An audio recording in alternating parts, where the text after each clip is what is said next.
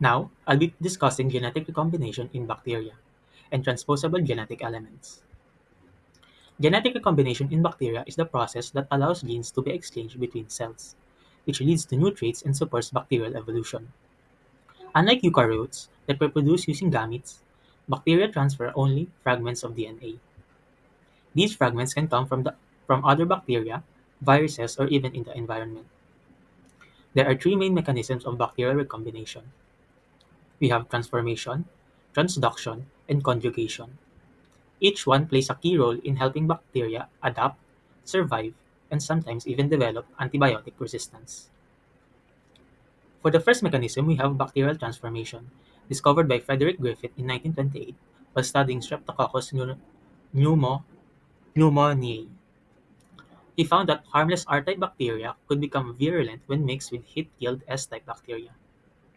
This showed that some transforming principle was transferred from the dead S cells to the live R cells. Later in 1944, Avery, MacLeod, and McCarthy identified this transforming material as DNA, proving that DNA carries genetic information. In transformation, a competent bacterium absorbs fragments of foreign DNA from its surroundings, which then integrate into its own DNA. This allows bacteria to gain new traits such as toxin production or antibiotic resistance, simply by picking up genetic material from other cells. The next mechanism we have is bacterial transduction, discovered by Zinder and Lederberg in 1952 in Salmonella. This process involves bacteriophages, which are viruses that infect bacteria. During the infection cycle, a phage may accidentally package bacterial DNA instead of its own. When that phage infects another bacterial cell, it injects the previous host's DNA into the new cell. There are two main types of transduction: the lytic cycle, where the phage replicates itself inside the host and eventually bursts it open, releasing new phages, and the lysogenic cycle, where the phage DNA becomes part of the bacterial chromosome as a prophage. Through transduction, genetic material can move between bacteria, spreading useful traits like toxin genes or resistance factors. The last mechanism we have is conjugation, discovered by Lederberg and Tatum in 1946 using E. coli. Unlike transformation and transduction, conjugation requires direct contact between two bacterial cells.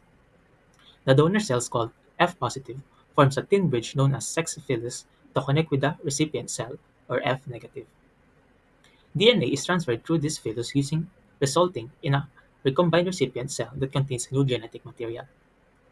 This process is often compared to bacterial mating and plays a major role in spreading plasmids that carry antibiotic-resistant genes. Now moving on to the next topic. Aside from gene transfer, bacteria also have transposable genetic elements, commonly known as jumping genes. These are segments of DNA that can move from one location to another within the genome or between DNA molecules. The movement is guided by an enzyme called transposase, and it doesn't always follow specific patterns, though it tends to occur at preferred sites. This movement, called transposition, may involve cutting and pasting the DNA elements, or copying it and inserting the duplicate somewhere else. Interestingly, this kind of recombination doesn't require DNA similarity, which is why it's known as illegitimate recombination. There are two main types of transposable elements. The first is insertion sequences. These are the simplest forms, carrying only the genes necessary for transposition. When inserted into a gene, they can disrupt its function and alter gene expression. The second type is transposons, which are larger and more complex.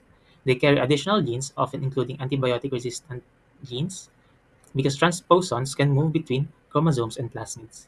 They are a major factor in the spread of drug resistance among bacteria. So overall, genetic recombination and transposable elements are key mechanisms that allow bacteria to exchange, modify, and adapt their genetic information.